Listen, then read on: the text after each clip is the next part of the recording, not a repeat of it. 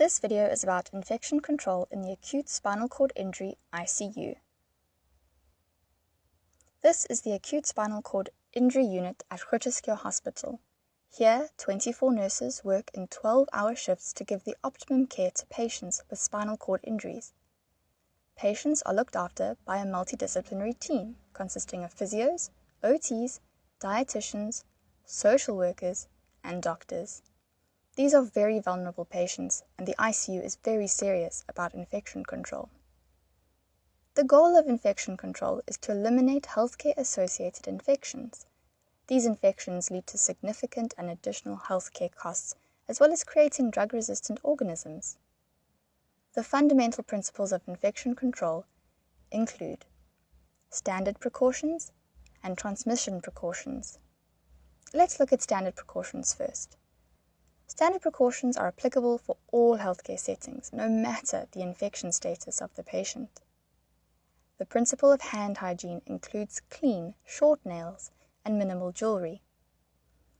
Any lesions on the hands should be covered with a moisture-resistant dressing or plaster, and gloves should be worn. Washing of hands with soap and water is of utmost importance. Alcohol hand rub can be used too. Personal protective equipment. Gloves are always to be worn when in contact with the patient's bed, or the patient's surroundings. It's important to remember, however, that gloves are not a replacement for hand hygiene. Respiratory hygiene. Cough or sneeze into disposable tissue and throw it away.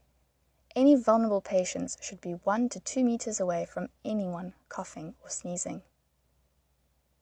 Safe injection practices include the use of a new needle and syringe for every injection, never recapping used needles, and ensuring safe disposal of needles into a sharps container.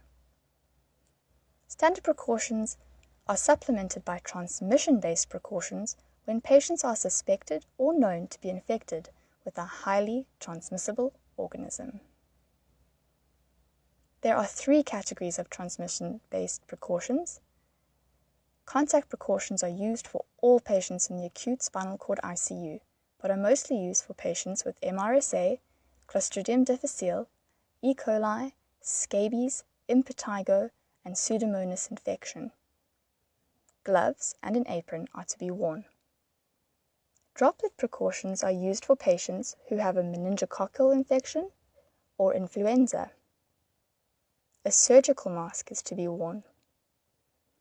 Airborne precautions are for patients with TB, measles, chickenpox, or SARS. An N95 mask is to be worn.